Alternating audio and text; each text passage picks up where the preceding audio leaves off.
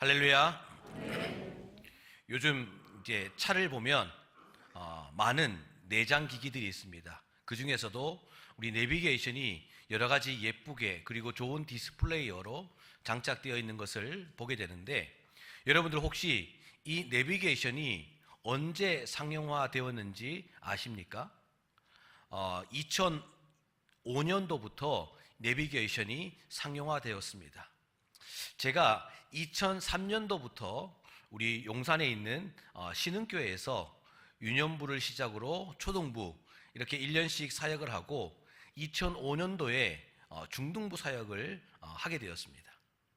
2005년도에 중등부 사역을 하면서 그 교회의 전통이 임원들로 세워지면 그 임원들과 함께 교사 임원들과 함께 학생 임원들과 함께 1박 2일로 임원 수련회를 하는 그러한 전통이 있었습니다. 그래서 제가 중등부 사역을 시작하면서 우리 임원 학생들과 우리 임원 교사들과 함께 수련회를 떠나게 되었는데, 보통 수련회를 떠나게 되면 그 교회 장로님 중에 한 분이 경기도 이천에 공장을 하나 가지고 계셨어요. 그 공장 옆에 공터가 있어서 그곳에서 약 30-40명 정도는 편안하게 쉬고 수련회를 할 수 있는 건물과 잔디밭이 있었습니다. 그래서 그곳으로 떠나게 되었는데, 제가 그 길을 이제 한두 번밖에 가지 않게 되어서 제가 운전을 하고 이렇게 가게 되었습니다. 운전을 하고 가기 전에 제가 물어봤습니다. 그 가는 길이 무엇인지. 왜 물어봤겠습니까? 자동차에 내비게이션이 없었기 때문이에요. 그래서 자주 가던 그 교사분이 톨게이트에 나와서 지산 리조트라는 이정표를 보고 가면 됩니다 라고 생각을 했는데, 제 머릿속에는 이 공장이 경기도 이천에 있다라고 계속해서 생각을 하게 된 겁니다.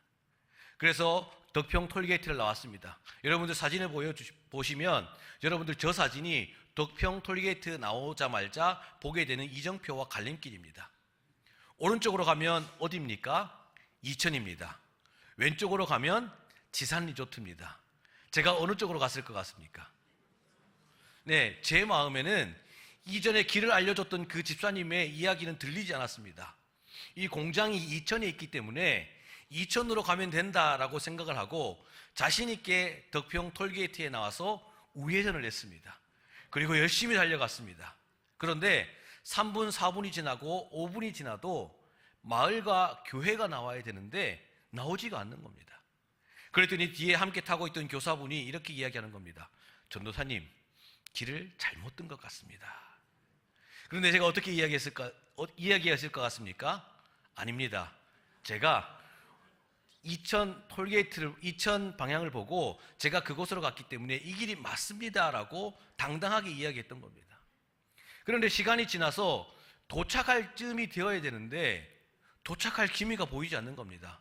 공장이 보이지 않아요. 그때서야 제가 뒤늦게 출발한 부장 집사님에게 전화를 걸었습니다. 집사님, 제가 톨게이트에 나와서 우회전을 해서 벌써 한 10분 정도 온 것 같은데 이 공장이 보이지 않습니다. 어떻게 됐습니까? 라고 물었더니 그 집사님이 저에게 이렇게 말씀하시는 겁니다. 전도사님, 제가 톨게이트에서 좌회전하라고 말씀드렸잖아요. 지산 리조트로 가라고 말씀하셨잖아요. 이렇게 말씀하셨는데 제가 그 말을 곧이곧대로 듣지 않고 내 생각과 내 판단대로 공장이 이천에 있으니까 이천이라는 이정표만 보고 우회전해서 가게 됩니다. 그래서 결국 어떻게 되었습니까?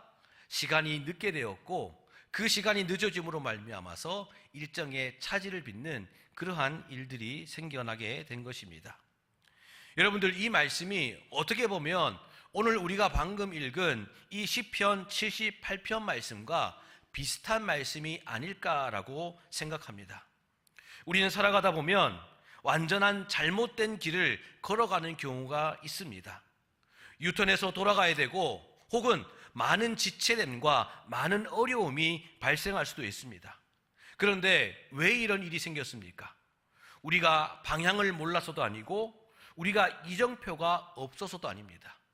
그것은 바로 내 생각, 내 판단, 내 고집을 우리가 온전히 내려놓지 못하고 하나님 말씀에 집중하지 못하고 내 생각대로 판단하고 선택했기 때문에 이러한 일들이 발생하게 된 것입니다. 여러분들 오늘 시편 78편 말씀을 보면 서두에 아삽의 마스길이다라고 기록되어 있습니다. 여러분들 그 말은 무엇이냐? 이 아삽의 마스길이라는 것은 아삽이라는 사람이 이 시편 78편을 지었고, 이 마스길이라는 것은 아삽이 이 말씀을 통해서 이 시대에 그리고 오늘 우리에게 교훈을 주는 말씀이다라고 기록하고 있습니다. 여러분, 아삽은 어떤 사람이냐면은 한마디로 말씀을 드려서 아삽은 다음 세대를 사랑하는 사람이었고 공동체를 사랑하는 사람이었습니다. 이 아삽에 대해서 역대상 16장 4절과 5절 말씀에 이렇게 기록하고 있습니다. 우리 함께 읽어보겠습니다. 같이 있습니다. 시작. 또 레위 사람을 세워 여호와를 칭송하고 감사하며 하나 찬양하게 하셨으니 아삽은 우두머리요 그 다음은 스가랴와 여히엘과 스리라목과 여히엘과 마따디야와 엘리압과 부나야와 오베데돔과 여히엘이라. 비파와 수금을 타고 아삽은 재금을 힘있게 치고. 아멘. 역대상 16장 4절에서 5절 말씀을 보면 아삽은 레위 사람이다라고 기록하고 있습니다. 그리고 5절 말씀에 그 레위 사람 가운데 우두머리다라고 기록하고 있고, 마지막 후반절 말씀에 재금을 힘있게 치면서 하나님께 찬송하고 예배드리는 사람이다라고 기록하고 있습니다. 오늘날로 보면 목회자와 마찬가지입니다. 제사장으로 하나님의 종으로 쓰임받고 세워져서 정말 하나님을 예배하는 것에서 끝나는 것이 아니라 다음 세대를 사랑하며 공동체를 사랑하기 때문에 하나님의 그 말씀을 교훈으로, 하나님의 그 말씀을 은혜의 말씀으로 이스라엘 백성들에게 선포하고 있는 것입니다. 그러면 이 아삽이 살고 있는 시대는 어떤 시대냐? 여러분들, 아삽은 지금 다윗 왕의 시대에 살아가고 있습니다. 여러분들, 우리는 이스라엘 역사를 잘 알고 있습니다. 이스라엘이 이제 왕정 정치를 시작하고 다윗이 왕이 되고 그 이후의 삶과 그 이전의 삶으로 이스라엘 백성들의 삶을 나눌 수가 있습니다. 여러분들, 우리는 잘 아시다시피 다윗이 왕이 이전에 그 이스라엘 백성들의 삶은 어땠습니까? 이방 민족들의 끊임없는 침략과 끊임없는 약탈로 통해서 이 이스라엘 백성들이 날마다 두려워하고 불안한 삶을 살았습니다. 과연 오늘은 누가 우리를 공격할까? 과연 오늘은 내가 가지고 있는 이 식량, 내가 가지고 있는 이 물질을 지켜낼 수 있을까 고민하며 걱정하며 살아가는 그러한 시대의 사람들이었습니다. 그런데 여러분들, 다윗 왕이 되고 나서 어떤 일이 벌어졌습니까? 다윗 왕이 군사를 조직해서 그 이방 나라의 민족들과 함께 전쟁을 하게 됩니다. 그리고 그 이방 나라 민족들의 하나하나 쳐부수며 승리하면서 그 주위의 모든 나라들을 평정하게 되는 것입니다. 이것은 다윗의 왕이나 다윗 왕의 군대가 한 것이 아니라 하나님께서 다윗 왕을 사용하셔서 그 이스라엘 주변 왕국을 하나님께서 통일하게 하시고 하나님께서 평안케 하셨습니다. 그런데 이 이스라엘 백성들이요, 다윗 왕이 되기 이전까지는 이러한 불안함과 두려움 때문에 정말 하나님을 열심히 섬겼습니다. 하나님을 예배하는 삶을 살았고요, 하나님을 기도하는 삶을 살았습니다.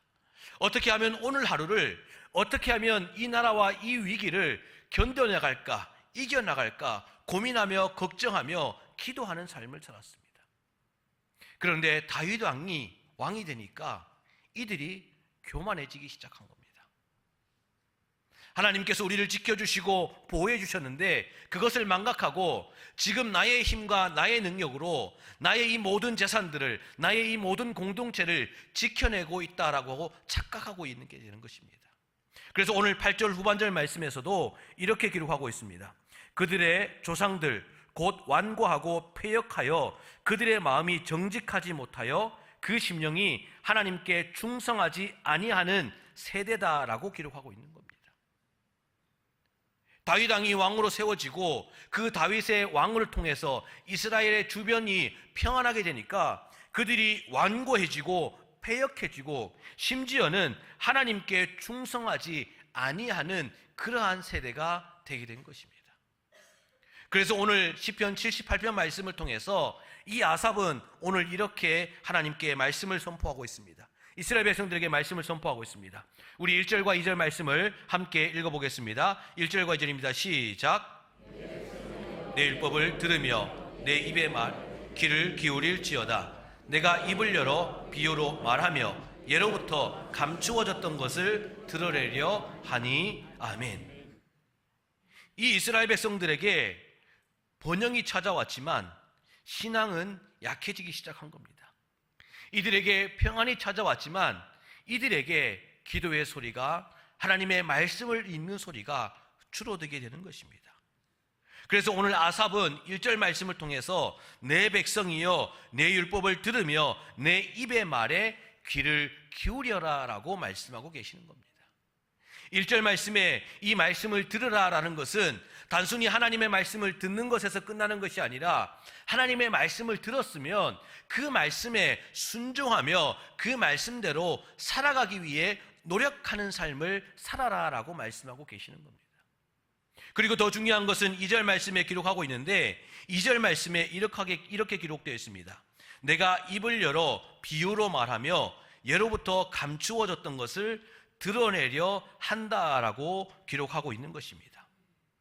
이 말씀에 드러내려 한다라는 것은 단순히 하나님의 그 말씀을 이 제자들에게, 자녀들에게 보여주는 것이 아니라 하나님께서 하신 일을 깨닫게 한다라고 하는 그러한 의미가 담겨져 있는 것입니다.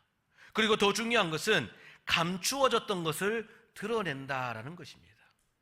여러분들, 우리가 살아가다 보면 우리의 힘과 능력으로 우리가 여러 가지들을 일구면서 살아갔습니다.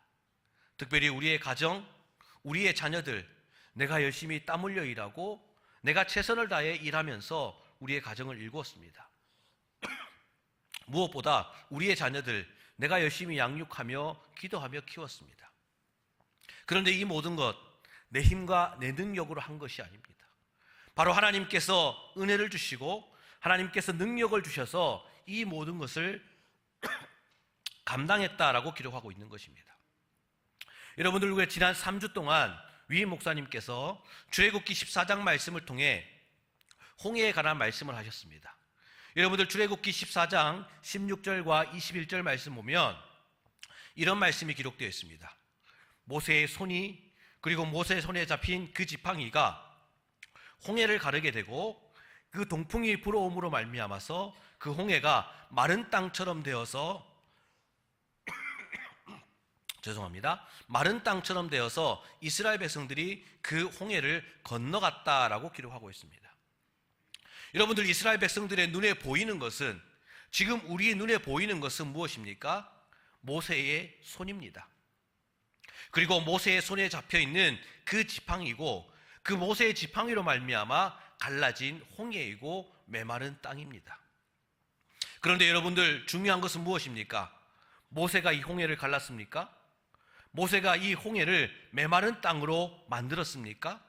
아닙니다. 이것은 하나님께서 하신 것입니다. 눈으로 드러나는 것은, 우리 눈에 보이는 것은 모세의 손과 지팡이지만 그 속에 감추어져 있던 것, 보이지 않는 것은 바로 하나님의 역사하심이고 하나님의 은혜라는 것을 성경은 오늘 우리에게 말씀하고 계시는 것입니다. 그 말은 무엇입니까? 오늘 2절 말씀을 통해 하나님께서는 우리 삶 가운데 드러나지 않는 것, 감추어져 있던 하나님의 그 크신 은혜와 역사하심을 우리가 드러내며 우리가 나타내며 보이는 삶을 살아야 한다라고 기록하고 있는 것입니다. 그것은 우리의 삶도 마찬가지입니다. 내가 지금까지 살아오면서 나의 가정, 나의 자녀들, 우리의 공동체, 교회, 지금까지 열심히 우리가 기도하고 헌신하여서 이렇게 교회를 세우고 함께 예배를 드리고 있지만 이 모든 것이 누구 때문입니까? 하나님의 은혜요, 하나님의 축복 때문이라는 것을 믿으시는 저와 여러분들이 되시기를 간절히 소망합니다.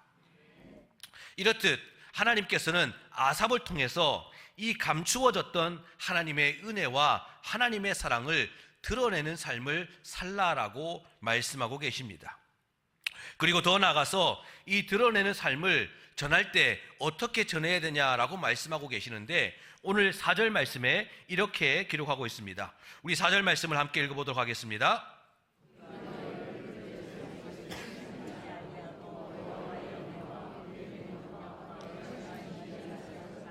후대에 전하리로다. 아멘. 하나님께서는 이 감추어졌던 하나님의 그 크신 은혜와 사랑과 축복을 우리 후대에게 전하는 삶을 살아야 한다라고 말하고 있는 것입니다. 하나님께서 내 삶을 통해서 역사하셨다는 것을 숨기지 말고 드러내면서 우리 자녀들과 다음 세대들에게 전하는 믿음의 삶을 살아야 된다라고 말씀하고 계십니다. 그러면서 6절 말씀에 이렇게 말씀하고 계십니다. 우리 6절 말씀도 다시 한번 읽어보겠습니다. 시작.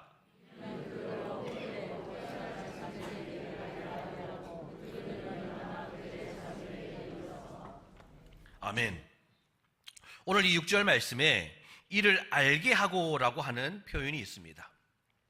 이를 알게 하다라는 것은 단순히 정보를 전달하는 것에서 끝나는 것이 아니라, 이 알게 하다라는 단어, 히브리 단어가 야다라는 단어를 사용하고 있는데, 이 단어는 머리로 지식을 전달하고 머리로 지혜를 전달하는 것이 아니라 관계 속에서, 인격 속에서 하나님을 만나고 하나님을 경험한 것들을 나누며 전하라라고 말씀하고 계시는 것입니다.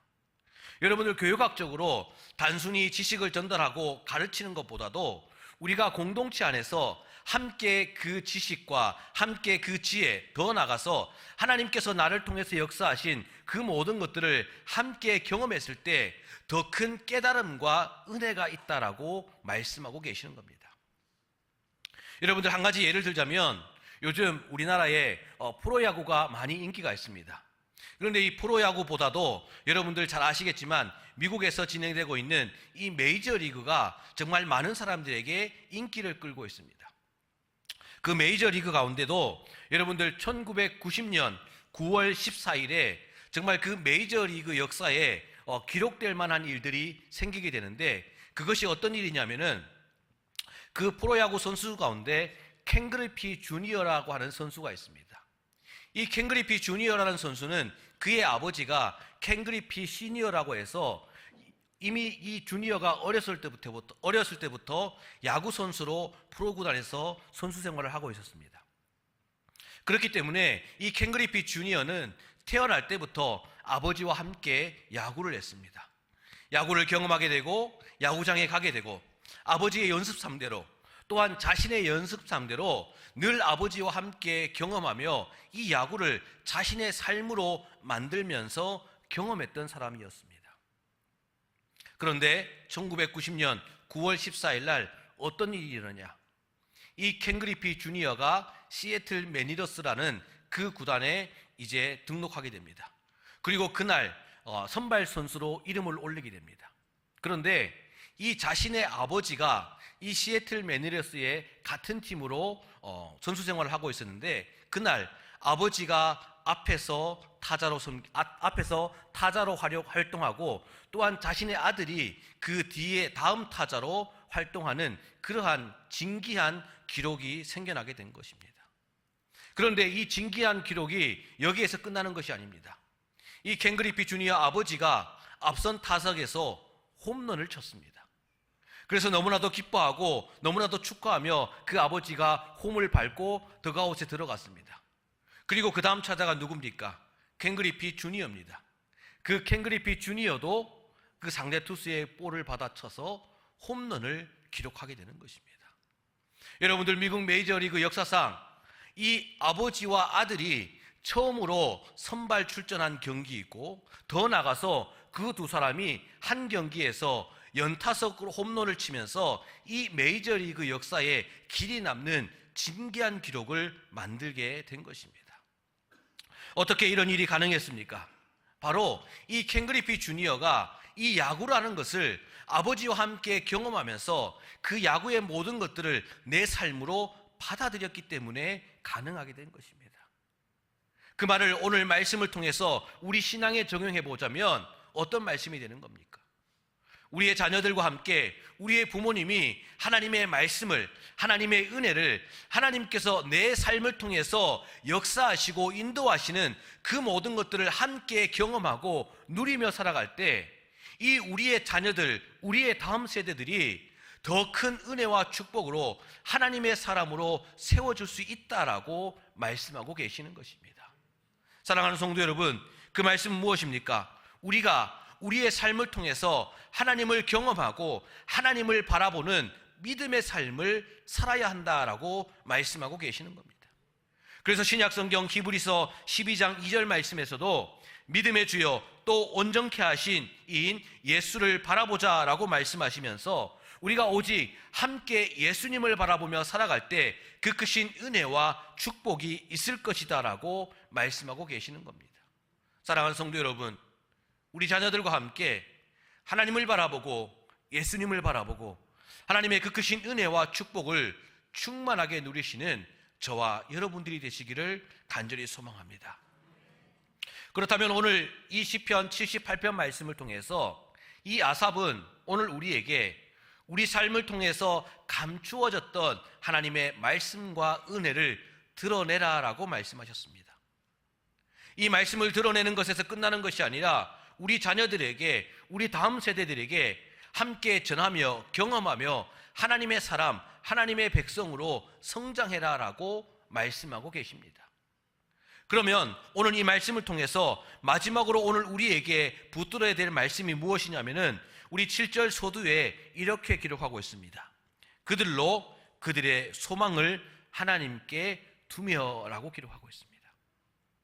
이 말씀은 무엇입니까? 소망을 하나님께 둔다라는 것은 우리가 단순히 하나님을 기대하고 하나님을 바라보는 것에서 끝나는 것이 아니라 우리가 내 인생을, 내 삶의 모든 방향을 하나님께 맞추는 믿음의 삶을 살아야 한다라고 말씀하고 계시는 것입니다.